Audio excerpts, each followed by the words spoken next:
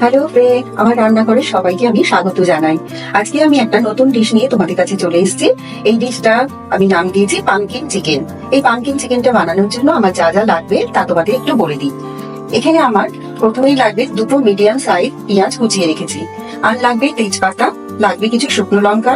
এখানে আমি গুঁড়ো লঙ্কা ব্যবহার করেছি কিছু, এখানে দেব হলুদ গুঁড়ো, এখানে গোটা জিরে, গোটা ধনে, আর নিয়েছি কিছু আদা কুচি, আর নিয়েছি কিছু রসুন কুচি। আর মেন যেটা লাগবে সেটা হচ্ছে আমার পামকিন বা কুমড়ো 1 কাপ, আর তার সঙ্গে একটা ছোট্ট টমেটো ব্যবহার করব, আর কিছু নিয়েছি ফ্রেশ ধনেপাতা। এছাড়া লাগবে আমার সর্ষের তেল আর নুন।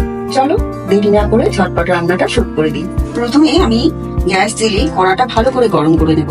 তারপরে আমি এখানে দেখো কড়াটা গরম হয়ে গেছে, আমি এখানে 2 চামচ মতো তেল দিয়ে দিলাম। এরপর এখানে আমি অর্ধেক পেঁয়াজ দিয়ে দেবো। এগুলোকে খুব বেশি লাল করে ভাজবো না, একটু হালকা সেদ্ধ মতো হয়ে এলে আমি এর সঙ্গে আদা রসুন এগুলো মিশিয়ে দেবো। পেঁয়াজগুলো দেখো সাদাটে ভাব কিন্তু আছে, আমি লাল কিন্তু বেশি করিনি, কিন্তু দেখো এর কিন্তু কাঁচা জিনিসটা সেটা কিন্তু চলে গেছে। এবার আমি এর সঙ্গে বেশ কিছু আদা কুচি মিশিয়ে দিলাম, তার সঙ্গে দিয়ে দেবো রসুন কুচি,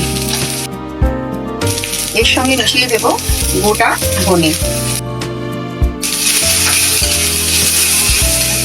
আর দিয়ে দেবো গোটা জিরে।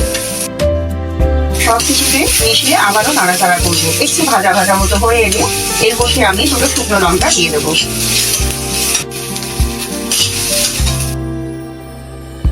এই মশলাগুলো একটু ভাজা গন্ধ চলে গেলে আমি নামিয়ে দেবো, একটু বাটি করে রেখে দেবো। আমার সব মশলাগুলো আধ ভাজার মতো প্রায় হয়ে গেছে। এইবার আমি এটাকে নামিয়ে নিয়ে একটি বাটি করে রেখে দিচ্ছি। এবার ওই একই কড়ার মধ্যে আরো 2-3 চামচ তেল দেব। তেলটা গরম হয়ে গেলে ওর মধ্যে আমি দিয়ে দেব এই 1 কাপ ছোট ছোট টুকরো করে কেটে রাখা কুমড়ো বা পামকিন। এটাও আমি হালকা করে ভেজে নেব। তেল ভাজার সময় আমি সামান্য পরিমাণে হলুদ মিশিয়ে দেব। এখানে কুমড়োটা কতক্ষণ ভাজা হোক, আমি ওদিকে মাংসটা ম্যারিনেট করে নেব। আমি এখানে প্রায় 500 মতো মাংস ব্যবহার করেছি। এটাতে আমি 1 চামচ মতো নুন দেব, নেব সামান্য একটু হলুদ, নেব সামান্য একটু তেল, আর দেব শুকনো মরিচ একটু, দিয়ে সবকিছুকে একসঙ্গে মাখবো। এটা আমি সাইডে সরিয়ে রাখবো। আমার কুমড়োগুলো সব আধ ভাজা মতো হয়ে গেছে। এবার এগুলোকে একটু ঠান্ডা করে আমি মিক্সিতে পেস্ট বানিয়ে নেব। পামকিন গুলো আমার প্রায় ঠান্ডা হয়ে এসছে, আমি এবার এটা মিক্সিং জারে দিয়ে দেবো। আর একই সঙ্গে দিয়ে দেব আমার আগে থেকে ভেজে রাখা মশলাগুলো। আমি এখানে 2টো শুকনো লঙ্কা ব্যবহার করেছি, আপনারা যে যার ঝাল অনুযায়ী ব্যবহার করে নেবেন। দেখুন বন্ধুরা, পেস্টটা কিন্তু আমার এইরকম হবে। এই পেস্টটাকে আমি পাশে রেখে দিচ্ছি সরিয়ে। আবারও গ্যাসের ফ্লেমটাকে অন করে দিয়ে আমি 1 থেকে 2 চামচ মতো তেল দেব। তেলটা গরম হলে আমার অর্ধেক যে পেঁয়াজ ছিল সেই পেঁয়াজটা আমি ভেজে নেব,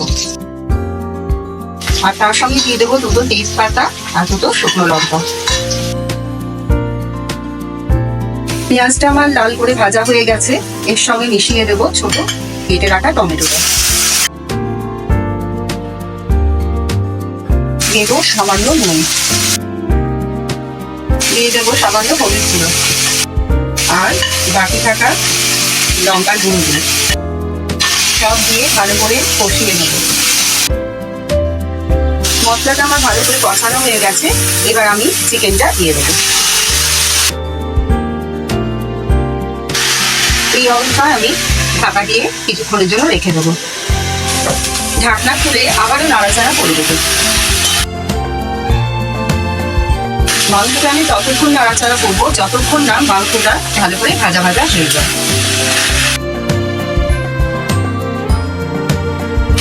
বন্ধুরা, আপনারা হয়তো ভাববেন যে কুমড়ো দিয়ে চিকেন আবার কে খান। আমি বলছি একবার রান্না করে দেখুন, দারুণ খেতে হয়। মাংসটা আমার ভাজা হয়ে গেছে।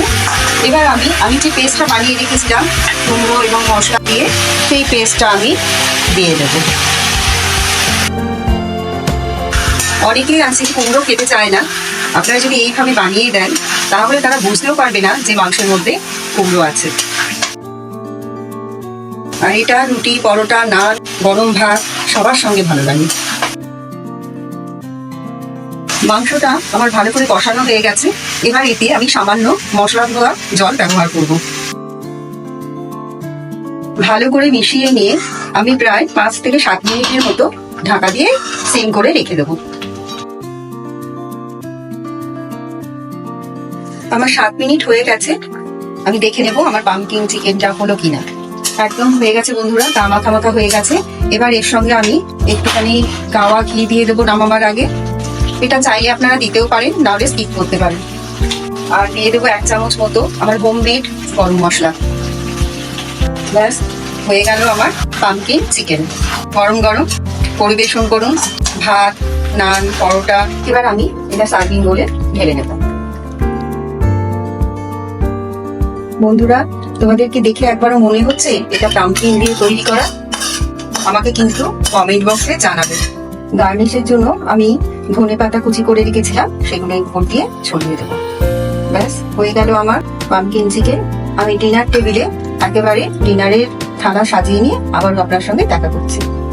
বন্ধুরা, আমার পামকিন চিকেন হয়ে গেছে। আমি পরোটার সঙ্গে পামকিন চিকেনটা ডিনারের জন্য সার্ভ করলাম।